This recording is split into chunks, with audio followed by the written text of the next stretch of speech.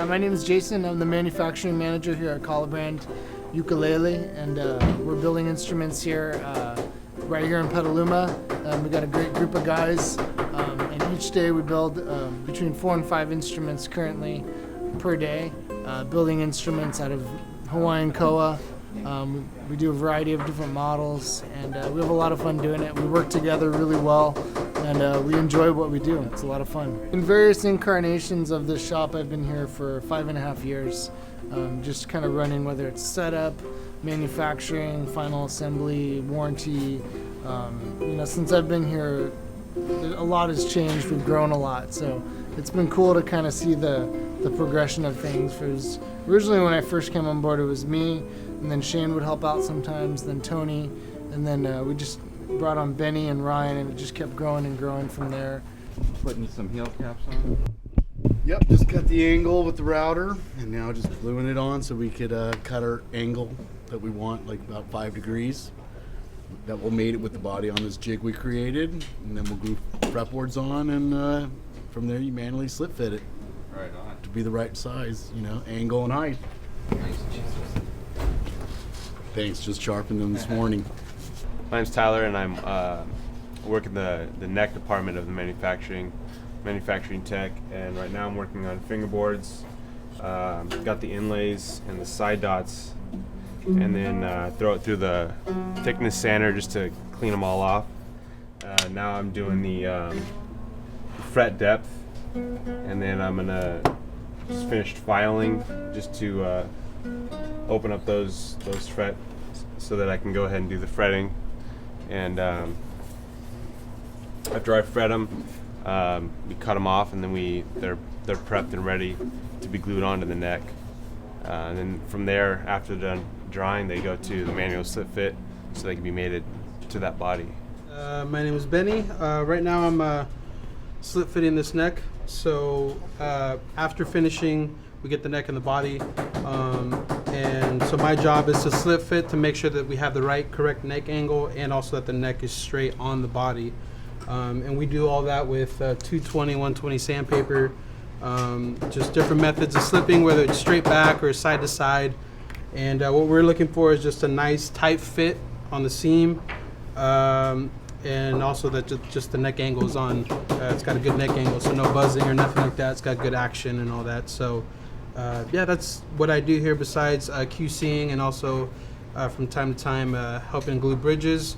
As soon as I'm done slip fitting, I'll score out the finish, and I'll glue the neck on. Where the tongue is? Yeah, exactly. Yeah, underneath the fret extension. Yeah. Right. Well, that's cool. You're doing this full time. Yeah. I remember when you were running the warehouse in Hawaii. Yeah. Yeah. But this seems like kind of I don't know. I miss Hawaii. Yeah. But I love doing this. Yeah. So you know what I mean. So We are doing strictly UV, ultraviolet cured. It's mostly polyester. It's a little bit of an acrylic urethane on the satin instruments. They all get sealed, and then the gloss ones get grain filled and glossed. The satin ones, along with the necks, just get the acrylic urethane on them, and that's that. Currently I'm doing 4 gloss bodies a day. Satin bodies, they're a little bit easier, so I've actually never been tapped out as far as the satin goes, because I can finish satin bodies quicker than you can build them. So, but currently it takes me about, in an 8-hour day, it'll take me the full 8 hours to do 4 gloss bodies. I mean, it took a lot. The guys at Taylor really helped out.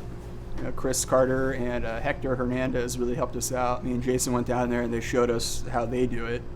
And you guys use the same finish and the same UV cure process? pretty much. Our satin stuff is a little bit different. We kind of took what they did and just modified it slightly for us, for what they were looking at or what they wanted here on Akala. So it's a little bit different, but for the most part, the gloss is the same as a Taylor.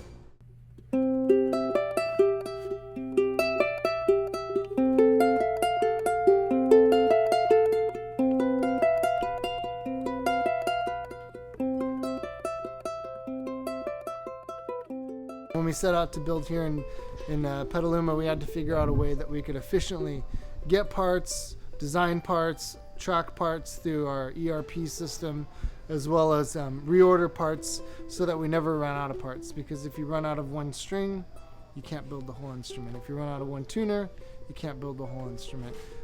It goes all the way down the line. So we set up bill of materials so that there's actually an efficient way of tracking exactly what we have in stock as well as what goes on our instrument. So rather than counting every little piece, every little screw, every little nut, saddle, tuning machine, button, ferrule, whatever, we set up 2-bin systems so that there's actually 2 bins.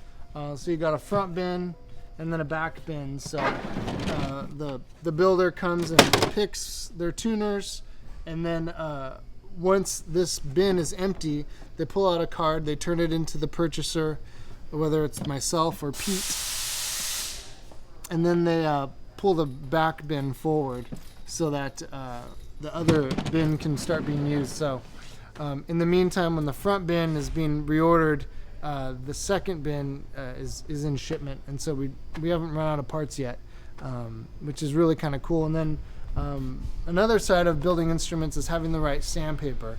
So we went through a bunch of different sandpapers, and again, we just went through VMI, so Klingspor, pretty reputable company. They actually have a sales representative here in the area, and so he comes and he checks what we need.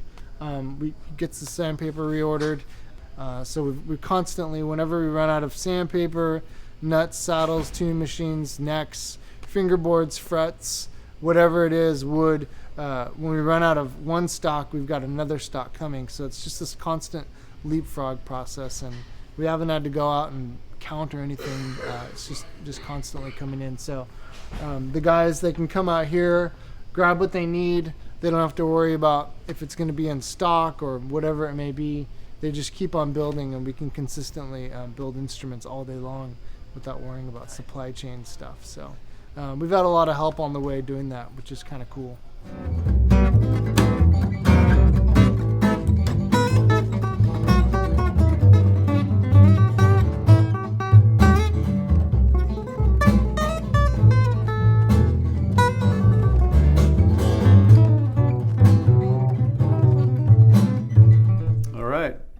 Mike here with Kala Ukulele, and I have one of our USA-made Elite ukes. This is the Kala 1 Elite. This is satin finish, so this will be our starting series offering for 2016. It's a select koa body with a mahogany neck, rosewood fingerboard, bridge, and it's strung up with our Kala fluorocarbon strings. And this one has a low G on it. Comes with a bone, nut, and saddle. So there you go. That's the satin version. Now we've also introduced a Koa 1 gloss with our high gloss UV finish.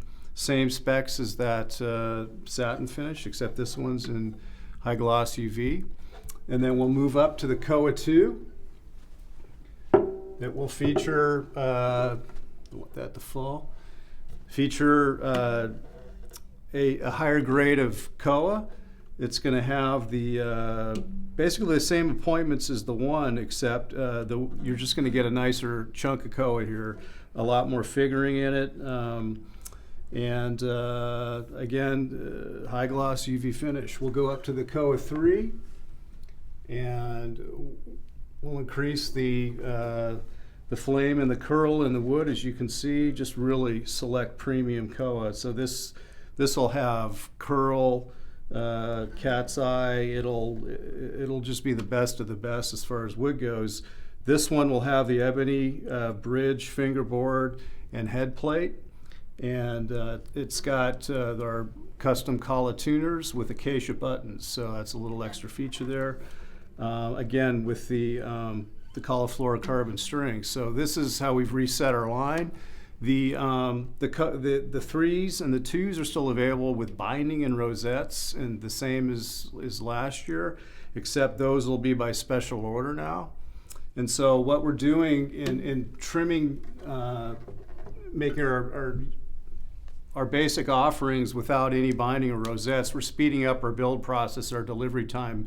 As you guys know, it took us a while to get the other ukes out, so we want to cut that time down to 4 to 6 weeks. So, and then we'll into 2017 we'll offer more woods, more tops, more binding, purfling, and rosette options. But right now we're looking to build and deliver a lot quicker. So for this year, we're focusing just on the planer models, and really the upgrades are in the wood, and then the ebony fingerboard binding and head plate for the Koa 3. So that's the new Elite for 2016. Thanks.